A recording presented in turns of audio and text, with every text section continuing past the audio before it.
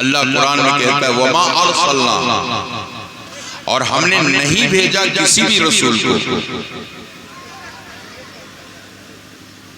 کسی بھی رسول کو ہم نے نہیں بھیجا وَمَا أَرْسَلْنَا مِن رَسُولٍ إِلَّا، مگر اس لیے کہ ان کی اطاعت کی جائے بِإِذْنِ اللَّهِ، اللہ کے حکم سے۔ نبیوں کے آنے کا مقصد کیا تھا؟ انبیاء کیوں آئے؟ اللہ نے نبیوں کو کیوں بھیجا؟ تاکہ اللہ کا حکم اللہ کے بندوں تک پہنچاوے اور لوگ اللہ کے حکم کو اپنی زندگی میں ڈھال کر اس پہ عمل کرنے کی کوشش کریں۔ اور نبی کا جس نے کہا مانا، حقیقت میں اس نے خدا ہی کا کہا مانا۔ قرآن کہتا ہے مَن یُطِیعِ الرَّسُولَ فَقَدْ اَطَاعَ اللَّهَ، جس نے رسول کی اطاعت کی، تحقیق کی اس نے اللہ کی اطاعت کر۔ اطاعت خدا حقیقت میں، اطاعت مصطفیٰ حقیقت میں اطاعت خدا بندی ہے۔ اس لیے حضرات انسانی زندگی کا سب سے اہم باب یہ ہے کہ ہم اس دنیا میں آئے ہیں تو اللہ کے حکم پر اور اللہ کے پیغمبر کے حکم پر عمل کریں۔ جب تک ہماری زندگی کے اندر یہ گوشہ نہیں آئے گا، ہماری زندگی کبھی کامیاب نہیں ہو سکتی۔ قرآن دوسری آیت میں ہمیں پیغام دیتی ہے، اللہ قرآن میں کہتا ہے وَمَن يُطِعِ اللَّهَ وَرَسُولَهُ فَقَدْ فَازَ فَوْزًا عَظِيمًا۔ آج پوری دنیا کی انسانیت کامیابی تلاش کر رہی ہے، ہر محکمے سے جڑا انسان کامیابی کا متلاشی ہے، لیکن سوال پیدا ہوتا ہے کہ انسان کامیاب کب ہوگا اور کامیابی انسان کو کب آئے گی؟ کامیابی کی ضمانت کب مل سکتی ہے؟ کامیابی انسان کی زندگی کے اندر کب حاصل ہو سکتی ہے؟ تو اللہ پاک فرماتا ہے کہ کامیابی کی صورت یہ ہے کہ انسان اطاعت کرے اللہ کی، اطاعت کرے رسول اللہ کی۔ جس قوم نے اطاعت کی خدا کی، اطاعت کی مصطفیٰ کی، اللہ پاک کہتا ہے تحقیق کہ وہ قوم کامیاب ہو گئی، اللہ نے اسے کامیابی کی منزل عطا فرمائی۔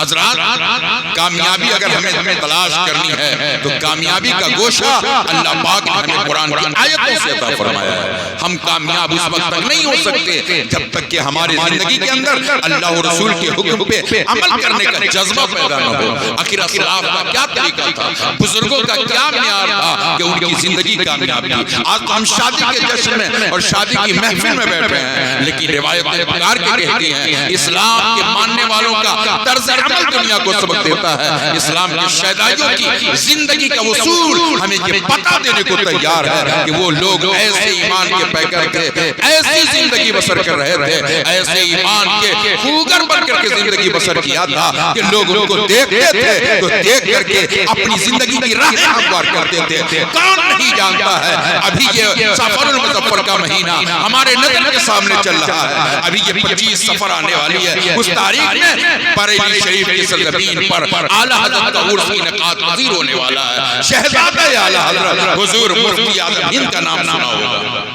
کون مفتی اعظم ہند؟ علم کی اہمیت علم والوں سے کوئی پوچھے، علم کی قدر علم والوں سے پوچھے۔ اس لیے فرماتے ہیں حضرت حضور مفتی اعظم ہند علیہ رحمۃ اللہ وہ ولی ہیں جنہیں حافظ ملت، جلالت العلم، استاد العلماء ارشاد فرماتے ہیں اگر کسی کو زندہ ولی دیکھنا ہو تو حضور مفتی اعظم ہند، یہ حضور مفتی اعظم ہند، یہ ذات مفتی اعظم ہند کی ہے، یہ شخصیت مفتی اعظم ہند کی ہے، مادر ذات ولی ہیں۔ اللہ پاک نے ولایت کے منصب پہ بڑا اونچا مقام عطا فرمایا تھا حضور مفتی اعظم ہند علیہ رحمۃ اللہ۔ ان کی زندگی کا ایک گوشہ ملاحظہ کریں اور اپنی زندگی کے اندر اسے لانے کی کوشش کریں اور اس کو اپنانے کی کوشش کریں۔ حضور مفتی اعظم ہند علیہ رحمۃ اللہ سفر میں اپنے شاگردوں کے ساتھ تشریف لے جا رہے ہیں۔ ٹرین کے انتظار میں پلیٹ فارم پر بیٹھے تھے، پلیٹ فارم پر ٹرین کے انتظار میں بیٹھے تھے کہ اب ٹرین آئے گی اور سفر کا آغاز ہوگا۔ اسی اثنا میں اسی پلیٹ فارم پر ایک بوڑھا آدمی کھانا کھا رہا تھا۔ حضور مفتی اعظم ہند کی نگاہ پڑی، انہوں نے نظر سے دیکھا کہ یہ بوڑھا آدمی عمر لمبی ہو گئی لیکن یہ بائیں ہاتھ سے کھانا کھا رہا ہے، وہ بائیں ہاتھ سے کھانا کھا رہا ہے۔ جب حضور مفتی اعظم ہند کی نگاہ پڑی تو حضور مفتی اعظم ہند ارشاد فرماتے ہیں، قرآن کہتا ہے واللہ اللہ تعالیٰ نے ولیوں کا منصب کیا رکھا ہے اور ولیوں کا مقام کیا رکھا ہے. قرآن کہتا ہے اللہ ولی الذین آمنوا یخرجوہم من الظلمات الی النور. اللہ کا ولی وہ ہوتا ہے جو لوگوں کو نکالتا ہے اندھیرے سے اجالے کی طرف. حضور مفتی اعظم ہند کی نگاہ پڑی، کہا کہ یہ بوڑھا ہو چکا، عمریں لمبی ہو گئی ہے، بائیں ہاتھ سے کھانا کھا رہا ہے. حضور مفتی اعظم ہند اپنے شاگرد سے فرماتے ہیں جا کے اس بوڑھے آدمی کو منع کر دو کہ بائیں ہاتھ سے کھانا نہیں کھانا چاہیے، داہنے ہاتھ سے کھانا کھانا چاہیے. حضور مفتی اعظم ہند کے شاگرد جب وہاں پہنچے، انہوں نے اپنے استاد کے حکم کو جب ان تک پہنچایا تو وہ بوڑھا آدمی جو لمبی عمر ہو چکی تھی پلیٹ فارم پر بیٹھ کر بائیں ہاتھ سے کھانا کھا رہا تھا. وہ کہتا ہے سنیے، آپ جو کرتے ہیں آپ کیجئے، میں جو کرتا ہوں مجھ کو کرنے دیجئے، مجھ کو آپ کے دھرم سے کوئی تعلق اور سروکار نہیں ہے. لیکن دیکھیں حضور مفتی اعظم ہند کے شاگرد ان کی بارگاہ میں واپس لوٹے، کہا حضور لگتا ہے کہ وہ ہم لوگوں کے مذہب سے الگ الگ ہے، ان کا مذہب کچھ اور ہے، ہم لوگوں کا مذہب کچھ اور ہے. حضور مفتی اعظم ہند علیہ رحمۃ الرضوان ارشاد فرماتے ہیں چلو میں چلتا ہوں، چلو میں چلتا ہوں. آج انسان کی فطرت ہے، ہم جیسے کم پڑھے لکھے عالموں کی حقیقت یہ ایک دفعہ دو دفعہ کسی قوم کو دین کی بات کہاں نہیں مانا تو لوگ بیزار ہو جاتا ہے کہ یہ قوم ماننے کو تیار نہیں ہے، یہ سمجھنے کو تیار نہیں ہے. ہمارے حضور مفتی اعظم ہند شہزادہ اعلی حضرت حضور مصطفیٰ خان رضا فرماتے ہیں چلو میں چلتا ہوں اسی دین کی تبلیغ کے لیے. اللہ پاک نے مکہ کی سرزمین پر پیارے رسول کو بھیجا تھا، مصطفیٰ جان احمد کو بھیجا تھا، اور اس رسول اللہ نے آ کر ایسا پیغام دیا کہ بجلی کا کرکا تھا یا صوت ہادی عرب کی زمین جس نے پوری دنیا میں تہلکہ مچایا تھا.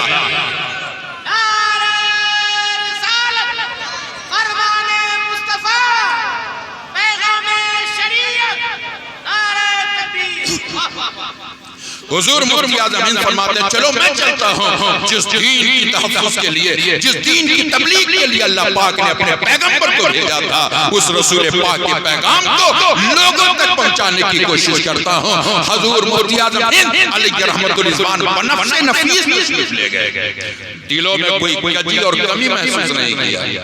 حضور مفتی اعظم ہند فرماتے ہیں بڑے میاں بڑوں کے جملے بھی بڑے ہوتے، بڑوں کے جملے بھی بڑے ہوتے. یہ علماء کی جماعت حافظ ملت کے سامنے ایک ان کا شاگرد گیا اور کہا حضور ٹوپی گندی ہو گئی ہے، لائیے ٹوپی دھو دیتا ہوں، ٹوپی گندی ہو گئی ہے لائیے دھو دیتا ہوں. حافظ ملت فرماتے بے وقوف، ٹوپی یہ سر کے تاج ہیں اور ان کے لیے جو تم جملے کا استعمال کرتے ہو اس کی شان کے لائق نہیں ہے. ٹوپی اور گندی ہو، اگر تمہیں بولنا ہی تھا تو یہ کہنا چاہیے حضور ٹوپی صاف نہیں ہے، لائیے میں اسے صاف کر دیتا ہوں. بزرگوں کے جملے بڑے، ان کے جملے بڑے، ان کا قول بڑا، علم و عمل کے پہاڑ ہے. حضور حافظ ملت، اللہ پاک نے حافظ ملت کو علم کے اندر وہ کمال عطا فرمایا تھا کہ حافظ ملت فرماتے کہ میں نے حضور صدر الشریعہ سے کتاب بھی پڑھی تھی، ان کا عمل بھی پڑھا. حافظ ملت علیہ رحمۃ الرضوان کا جب آنکھ کا آپریشن ہوا تو ڈاکٹر نے کہا تھا گرم چیز کھانے پینے سے پرہیز کریں گے. حافظ ملت کے سامنے گرم چائے لائی گئی، حافظ ملت نے اسی گرم چائے کو پینا شروع کر دیا، گرم چائے پینا شروع کر دیا. لوگوں نے کہا حضور ڈاکٹر نے منع کیا ہے گرم چیز کھانے پینے سے. حافظ ملت فرماتے ہیں سنا میرے استاد صدر الشریعہ گرم چائے پیتے تھے، اس لیے میں ان سے پڑھا ہوں، کتاب بھی پڑھا ہوں، عمل بھی پڑھا ہوں. آنکھ کی روشنی جانی ہوگی چلی جائے گی، لیکن استاد نے گرم چائے پیا ہے اس لیے میں بھی گرم چائے پیا.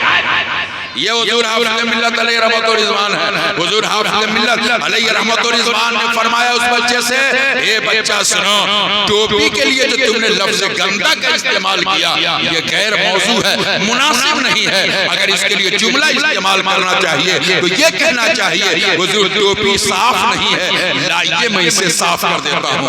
ابھی آپ نے کبھی بریلی کا فیضان لوٹا ہے، کبھی کچوچھا کا فیضان لوٹا ہے. چلیں حضور محدث اعظم ہند کی بات بارگاہ میں حضور محدث اعظم ہند کی شوچا شریف حضور محدث اعظم ہند کی بارگاہ میں ایک شخص کیا کہا حضور یہ ڈاکٹر بہت اچھا ہے اس سے علاج کرا لیا جاتا بیماری کی جانچ کرا لی جاتی حضور محدث اعظم ہند کی شوچی فرماتے ہیں اچھا یہ بتلاؤ کیا وہ مومن ہے کیا وہ کلمہ گو ہے وہ کیا نبی کا ماننے والا ہے نبی کی شریعت کا پیروکار ہے لوگوں نے کہا حضور وہ شریعت سے دور ہے بلکہ اس کا مذہب وہ کرسچن ہے حضور محدث اعظم ہند فرماتے ہیں سنو سنو اس ڈاکٹر کے لیے تم نے لفظ اچھا کا استعمال تو کر دیا اچھا ہوتا تو نبی کا کلمہ پڑھ کر ایمان نبی کا کلمہ پڑھ کر ایمان لے آیا ہوتا اس لیے اچھا کیسے کہہ سکتے ہو اچھا ہوتا تو وہ نبی کا دیوانہ ہوتا نبی کا چاہنے والا ہوتا اس لیے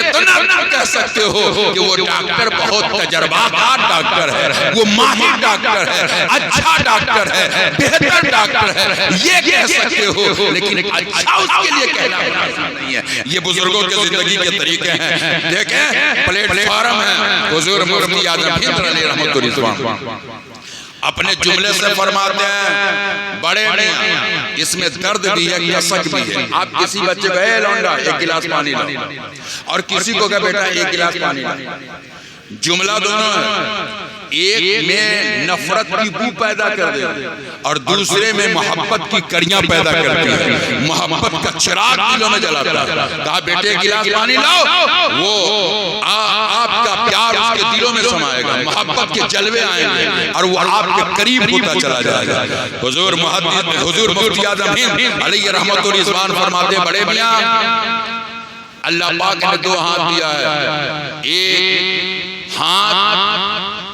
کھانے کے لیے چہرہ دھونے کے لیے اور دوسرا ہاتھ نجاست اور ناپاکی کو صاف کرنے کے لیے کہا سنیے آپ جس مذہب پہ چلتے ہیں آپ رہیں میں جس مذہب پہ ہوں مجھ کو اس پہ رہنے دیں حضور مفتی اعظم ہند فرماتے ہیں کہا سنا میں آپ کو شریعت اور مذہب کی حقیقت کا پتہ نہیں بلکہ صرف ایک عقل میں سمانے والی بات بتلاتا ہوں اس ہاتھ سے کھانا کھاتے ہیں اللہ پاک نے اس کو کھانے کے لیے بنایا چہرہ دھلنے کے لیے اچھے کام کرنے کے لیے اور اس ہاتھ کو ناپاکی صاف کرنے کے لیے اب آپ ہی بتلاویں کہ جس چیز سے ناپاکی صاف کی جاتی ہے غلاظت دھویا جاتا ہو یہ عقل میں کب بات آتی ہے کہ اسی سے کھانا استعمال کیا جائے اسی سے کھانا کھایا جائے جب حضور مفتی اعظم ہند نے یہ جملہ اس بوڑھے آدمی کے سامنے کہا تو وہ چہرہ اوپر اٹھایا اور حضور مفتی اعظم ہند کا چہرہ دیکھنے لگا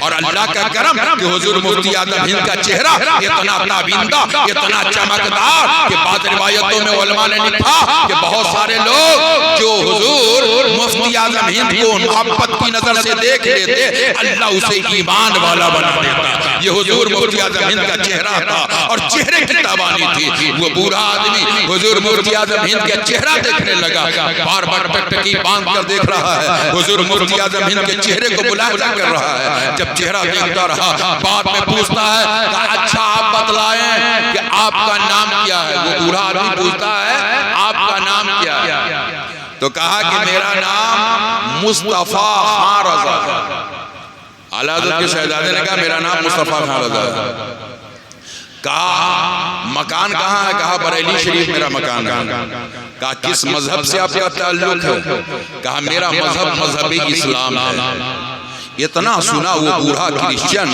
تو کہتا اچھا وہ مدینے والے جو مصطفیٰ ہیں وہ کون ہیں جب سنا نا کہ بریلی کے مصطفیٰ ہیں تو کہا کہ مدینے کے جو مصطفیٰ ہیں وہ کون ہیں تو حضور مصطفیٰ خان رضا مفتی اعظم ہند فرماتے ہیں وہ میرے آقا ہیں میں ان کا غلام ہوں میں ان کا شہزائی ہوں اتنا سننے کے بعد جیسے اس کے دلوں میں حضور مفتی اعظم ہند کا پیغام جاتا ہے پکار کے کہتا ہے اے حضرت سنیے جب بریلی کا مصطفیٰ اتنا اچھا ہے جب بریلی کا مصطفیٰ اتنا بہتر ہے تو مدینے کا مصطفیٰ کتنا اچھا ہوگا غلام کتنا اچھا ہے تو آقا کتنا اچھا ہوگا جب غلام کو دیکھ کر آقا کی حقیقت کا پتہ چلتا ہے اس لیے حضور مفتی اعظم ہند علیہ رحمت و رضوان کو اس نے دیکھا اور دیکھنے کے بعد ان کی حقیقت اس کے ذہن و فکر میں بس گئی اور پکار کے کہتا ہے اے حضرت آپ کے طریقے نے، آپ کے طریقے نے، آپ کے زندگی کے اعتبار نے، آپ کے زندگی کے اخلاق نے، آپ کی زندگی کی تہذیب نے مصطفیٰ کی تہذیب کا پتہ بتلا دیا ہے، رسول اللہ کی شریعت کا آئینہ دکھلا دیا ہے۔ اب یہ جسم، اب یہ دل اپنے مذہب پہ نہیں رہے گا جس مذہب پہ آپ نے زندگی گزارا ہے۔ مجھے بھی کلمہ پڑھا کر اسی نبی کا دیوانہ بنا دیجئے۔ پلیٹ فارم پر ہی حضور مفتی اعظم ہند علیہ رحمت و رضوان نے اسے کلمہ پڑھایا اور ایمان کی دولت سے مستفیض فرمایا۔ حضرات کہنے کا مطلب یہ ہے کہ مسلمان اس قوم کا نام ہے، مومن اس قوم کا نام ہے کہ یہ سفر میں رہتا ہے، حضر میں رہتا ہے، راستے میں رہتا ہے، رسول اللہ کی شریعت کا پتہ دیتا ہے۔ دیوانے اس کی حقیقتوں سے سمجھتے ہیں جب غلام اتنا اچھا ہے تو آقا کتنا اچھا ہوگا۔ ایک روایت اور مد نظر رکھیں، آپ نے سنا ہوگا حضور امام اعظم ابو حنیفہ رحمۃ اللہ علیہ کا نام، جس امام کے ہم بھی ماننے والے، آپ بھی ماننے والے، اور بحمدہ تعالی ہم لوگ بھی مسلکن حضرت امام اعظم ابو حنیفہ اور مشربن حضرت امام اعلی حضرت مسلکی اعلی حضرت کے اوپر زندگی بسر کرنے والے ہیں۔ حضور امام اعظم ابو حنیفہ رحمۃ اللہ علیہ کی زندگی دیکھیں، راستے سے گزر رہے ہیں، کوفہ کی سرزمین ہے، کوفہ کا بازار ہے، حضرت امام اعظم ابو حنیفہ راستے سے گزرتے رہے، چلتے ہوئے جا رہے تھے، بارش ہونے کے سبب سے کیچڑ راستے میں اڑی اور ان کے چپل سے کیچڑ اڑ کر ایک مجوسی کے دیوار پر پڑ گئی، مجوسی کے ایک دیوار پر پڑ گئی۔ جب مجوسی کے دیوار پر کیچڑ پڑی، حضرت امام اعظم بہت تردد محسوس کرنے لگے، بہت محسوس کیا کہ میری چپل سے کیچڑ اڑ کر اس کی دیوار پر پڑی۔ آج آپ نے دیکھا ہوگا، میں نے دیکھا بہت ساری جگہوں پہ کہ جہاں پہ لکھا ہوتا ہے کہ تھوکنا منع ہے تو زیادہ تر دیکھیے لوگ وہیں پہ جا کے تھوکتے ہیں۔ کہا یہاں پہ پان کا پیپ پھینکنا منع ہے، وہیں پہ گٹکا کھا کے لوگ پھینکتے ہیں۔ یہ انسان آج کی دنیا میں لوگوں کا ایک عام طور پہ جنرل مزاج ہو رہا ہے، لیکن میرے پیارے دینی بھائیوں، ہمارے امام، آپ کے امام اعظم ابو حنیفہ رحمۃ اللہ علیہ راستے سے چل رہے تھے، چپل سے کیچڑ اڑی، مجوسی کی دیوار پر پڑی۔ جب اس کے دیوار پر کیچڑ اڑ کے پڑی ہے، حضرت امام اعظم ابو حنیفہ رحمۃ اللہ علیہ نے اپنے رومال سے اس کیچڑ کو صاف کرنے کے لیے ابھی متحیر اور عجوبے طور پر اسے دیکھ رہے تھے کہ کروں تو کیا کروں، اگر اس کی صفائی کرتا ہوں، اگر اس کو رگڑتا ہوں تو ہو سکتا ہے کہ دیوار کا پینٹ کہیں اڑ نہ جائے، میں صاف تو کیچڑ کو کروں گا لیکن اس کا کلر کہیں ڈس نہ ہو جائے۔ حضرت امام اعظم ابو حنیفہ رحمۃ اللہ علیہ اسی تردد میں تھے، اسی شش و پنج میں تھے، اتنے میں مکان کا مالک باہر آیا ہے، چہرے پہ نورانی چہرہ دیکھا ہے، سر پہ امامہ دیکھا ہے، کہا آپ کیوں کھڑے ہیں، آپ کے یہاں آنے کا کیا منشا ہے؟ حضرت امام اعظم ابو حنیفہ رحمۃ اللہ علیہ ارشاد فرماتے ہیں سنو، میں راستے سے جا رہا تھا، میری چپل سے کیچڑ اڑ کر تیری دیوار پہ پڑ گئی، میں اسی سوچ میں کھڑا ہوں کہ اگر اس دیوار کو صاف کرتا ہوں تو کیچڑ تو صاف ہوگی، لیکن اگر اس کے رگڑنے سے کہیں ایسا نہ ہو کہ تیرے دیوار پہ خراش آ جائے، اس کے رنگ اور کلر میں فرق آ جائے، یہی سوچ و فکر میں میں کھڑا ہوں، یہی سوچ رہا ہوں، یہی ٹینشن میرے دل پہ ہے۔ حضرت امام اعظم ابو حنیفہ رحمۃ اللہ علیہ نے جب اتنا کہا تو وہ مجوسی پکار کے کہتا ہے، وہ مجوسی کہتا ہے حضور آپ کیا نام کیا ہے؟ کہا میرا نام نعمان ابن ثابت ہے، میرا نام نعمان ابن ثابت ہے۔ کہا کہ آپ کہاں کے رہنے والے ہیں؟ کہا کوفہ میرا مکان ہے، کوفہ میرا مکان ہے۔ کہا مذہب آپ کا؟ کہا میرا مذہب مذہب اسلام ہے۔ جب اتنا سنا ہے تو وہ مجوسی کہتا ہے کیا آپ کے پیغمبر نے، آپ کے مذہب نے یہ تعلیم، یہ سبق، یہ سکھا دیا ہے جس کی بنیاد پہ آپ اتنا خوف زدہ ہیں، آپ اتنا ڈر سے سیمے نظر آتے ہیں؟ امام اعظم فرماتے ہیں اسی سبق کا تو پربھاؤ میرے اوپر ہے کہ میں خوف زدہ ہوں کہ آج تیری دیوار میری چپل سے کیچڑ اڑ کے گندی ہو گئی ہے، کل نبی کی بارگاہ میں میں کیا جواب دوں گا، رسول کی بارگاہ میں کیا جواب دوں گا، اسی ٹینشن سے پریشان ہوں، اسی فکر میں ہوں، اسی لیے میں بھرا ہوں کہ میں کروں تو کیا کروں۔ اتنے میں تم آ گئے ہو۔ جب وہ انسان اتنا سنتا ہے، پکار کے کہتا ہے، کہا جب آپ کے مذہب میں اس کا شکشا، اس کی تعلیم، اس کا گیان دیا گیا ہے تو آپ اس نبی کے کلمہ پڑھنے والے، اس رسول اللہ کے دین پہ چلنے والے ہیں۔ جب نبی کے بتائے ہوئے طریقے پر آپ اپنی زندگی گزار رہے ہیں تو نبی کے غلام ہیں، نبی کا کلمہ پڑھنے والے ہیں، آپ کا طریقہ اتنا اچھا ہے تو مجھے یہ سمجھ میں آتا ہے کہ جس نبی کا کلمہ آپ نے پڑھا ہو اس نبی پاک کا طریقہ کتنا اچھا ہوگا،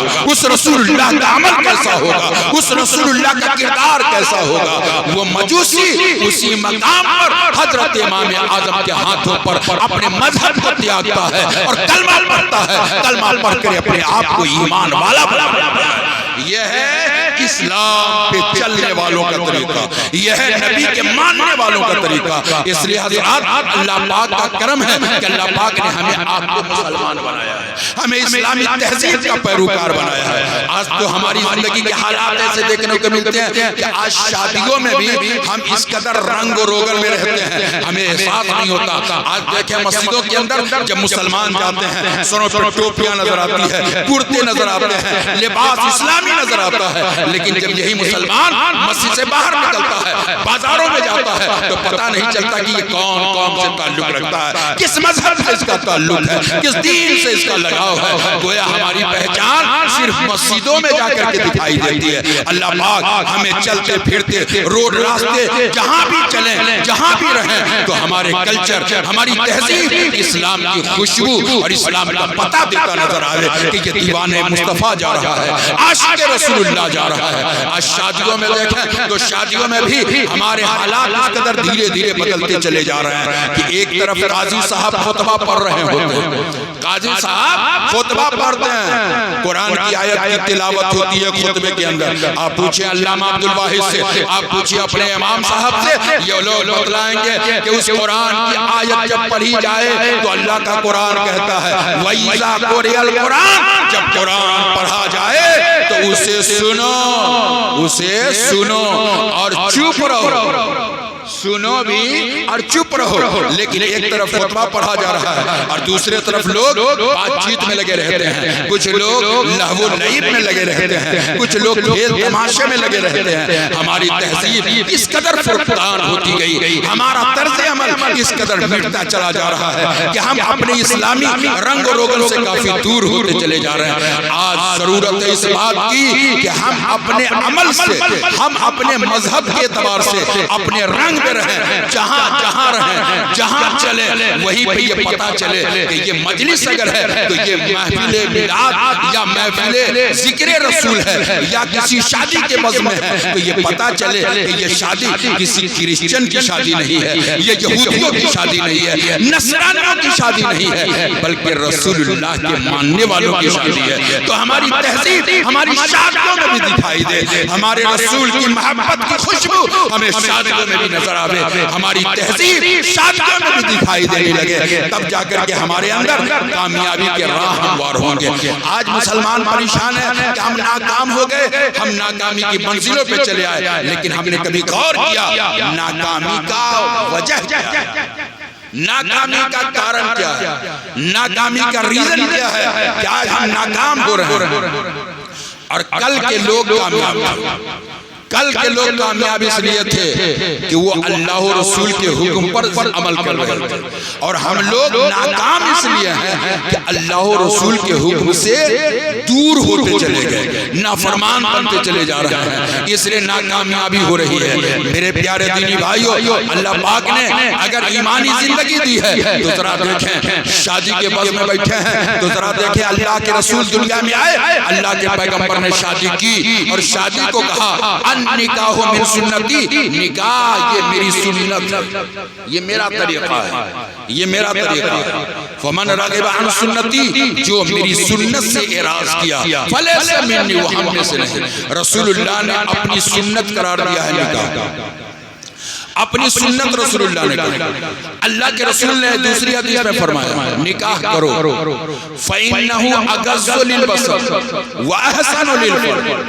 اس لیے نکاح کرو کہ یہ نگاہ کو جھکاتی ہے وَأَحْسَنُ لِلْفَرْجِ اور شرمگاہ کی حفاظت کرتی ہے. تو نکاح کا ایک مقصد کیا ہے؟ گناہوں سے بچنا, گناہوں سے محفوظ رہنا. تو اس لیے بھی نکاح کیا گیا. تیسری حدیث اللہ کے رسول فرماتے ہیں التمسوا الرزق بالنکاح.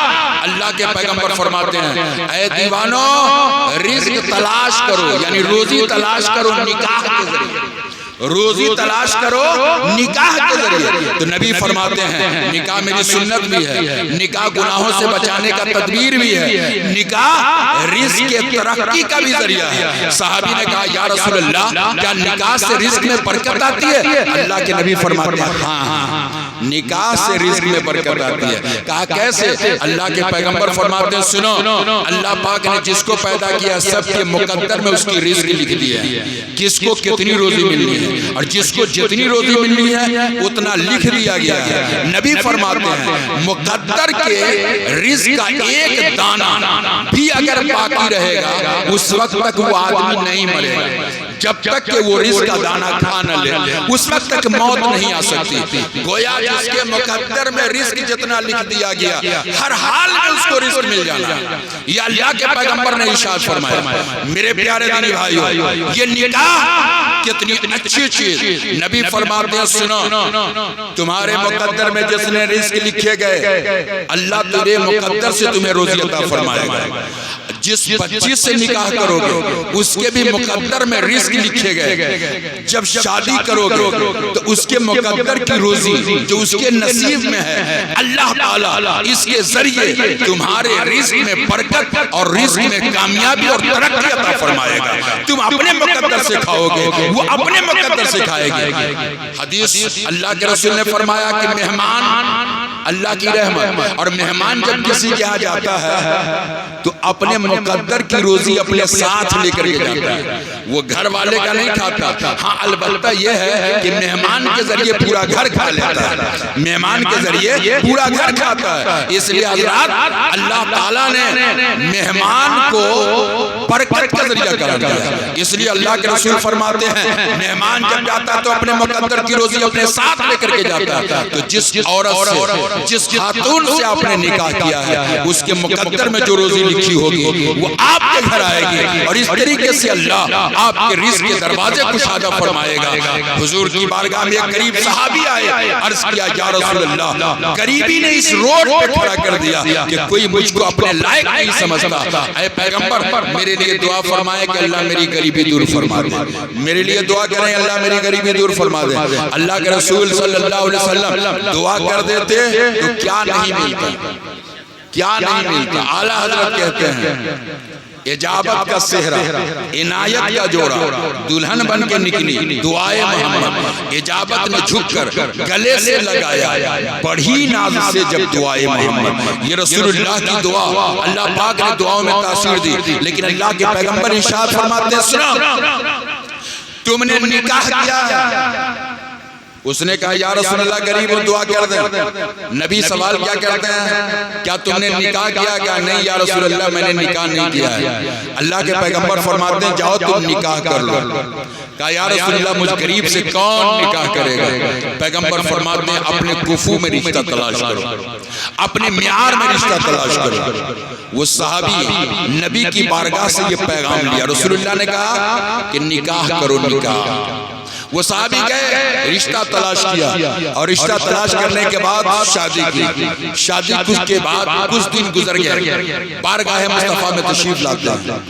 اللہ کے رسول فرماتے ہیں اچھا آپ یہ بتلاؤیں کہ شادی سے پہلے جو آپ کے گھر کے معاملات تھے اور شادی کے بعد آپ کیا حالات ہیں. کہا یا رسول اللہ شادی سے پہلے میں خود اپنے لیے متفکر تھا کہ میں کیا کھاؤں, میں کیسے اپنی زندگی گزاروں. اللہ کا کرم ہے اللہ کے نبی میں نے نکاح کیا اور شادی کی ہے، اس کے بعد اللہ تعالیٰ نے میرے گھر رحمتوں کے دروازے کھول دیے اور اللہ کے کرم سے میں بھی اچھا کھا لیتا ہوں اور اپنے ہونے والی بیوی کو بھی اچھا کھلا لیتا ہوں، میں بھی اچھے پہنتا ہوں اور اپنی بیوی کو بھی اچھا پہنا لیتا ہوں۔ اللہ کے پیغمبر فرماتے ہیں اے میرے صحابی، اللہ کا قرآن کہتا ہے کہ اے لوگوں سنو سنو، وَانْكِحُوا الْأَيَامَ مِنْكُمْ وَالصَّالِحِينَ مِنْ عِبَادِكُمْ وَإِمَائِكُمْ إِنْ يَكُونُوا فُقَرَاءَ يُغْنِهُمُ اللَّهُ مِنْ فَضْلِهِ۔ اللہ فرماتے ہیں کہ نکاح کرو ان لوگوں کا جو غیر شادی شدہ ہیں۔ اللہ فرماتا ہے اگر تم نکاح سے پہلے فقیر اور محتاج ہوگے، نکاح کرو، اللہ اپنے کرم سے تمہیں مالدار بنا دے گا۔ یہ اللہ کا وعدہ ہے، یہ اللہ کا قرآن میں یہ حکم ہے۔ اس لیے میرے صحابی، آپ نے نکاح کیا، اللہ نے آپ کے رزق کے دروازے کو کشادہ فرما دیا ہے۔ تو یہ شادی رزق میں ترقی کا بھی ذریعہ ہے۔ میرے پیارے دینی بھائیوں، اللہ کے پیغمبر فرماتے ہیں جب شادی کرو تو شادی کا نظریات ٹھیک رکھو۔ اب لوگ اپنے اپنے اعتبار سے شادی کرتے ہیں، یہودیوں کا طریقہ کچھ اور ہے، نصرانیوں کا طریقہ کچھ اور ہے، مجوسیوں کا طریقہ کچھ اور ہے۔ پیغمبر فرماتے ہیں اے دیوانوں، کوئی شادی کرتا ہے تو مال دیکھ کر، کوئی شادی کرتا ہے تو صرف جمال دیکھ کر، کوئی شادی کرتا ہے تو خاندان دیکھ کر۔ نبی فرماتے تم شادی کرو تو دین دیکھ کر، دین دیکھ کر شادی کرو، دینداری دیکھ کر کے شادی کرو، پرہیزگاری دیکھ کر کے شادی کرو۔ یہ اللہ کے پیغمبر نے ارشاد فرمایا۔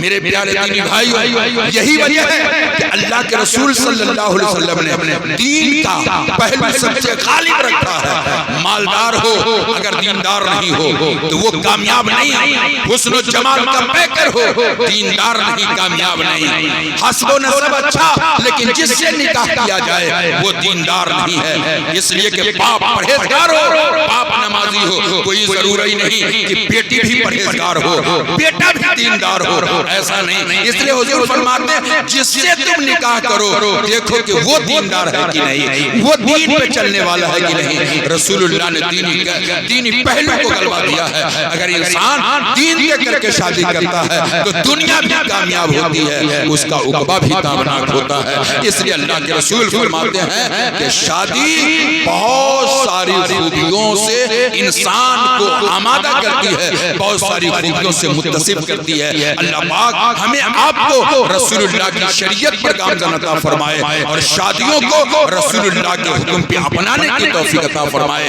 گرامی قدالی جناب محمد اسرائیل صاحب اپنے لخت جگر نور نظر کی شادی کر رہے ہیں۔ دعا کریں کہ اللہ پاک اس شادی کو اپنی بارگاہ میں قبول عطا فرمائے، جیسے کہ اللہ تعالیٰ نے علی اور فاطمہ کے درمیان محبت کے جلوے عطا فرمایا تھا۔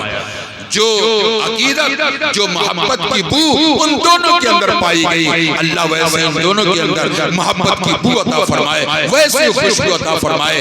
دین دان بن کر تمام مسلمان مرد عورت کو زندگی بسر کرنے کی توفیق عطا فرمائے۔ قرآن کی آیت پر ہی اللہ فرماتا ہے وَمَا أَرْسَلْنَا مِن رَّسُولٍ إِلَّا لِيُطَاعَ بِإِذْنِ اللَّهِ۔ ہم نے کسی بھی رسول کو نہیں بھیجا مگر اس لیے کہ ان کی اطاعت کی جائے اللہ کے حکم سے۔ اس لیے کہ جو اللہ کے نبی نے کہا ہے وہ اللہ کے حکم سے کہا ہے، اللہ کا فرمان پیش کیا ہے، اور اللہ کے حکم پہ، اللہ کے رسول کے حکم پہ جو انسان زندگی گزارتا ہے اللہ اسے اس کی زندگی میں کامیابی عطا فرماتا ہے۔ اللہ ہم سب کو اپنے اللہ اور اللہ کے پیارے نبی کے فرمان پر عمل کرنے کی توفیق عطا فرمائے۔ دارین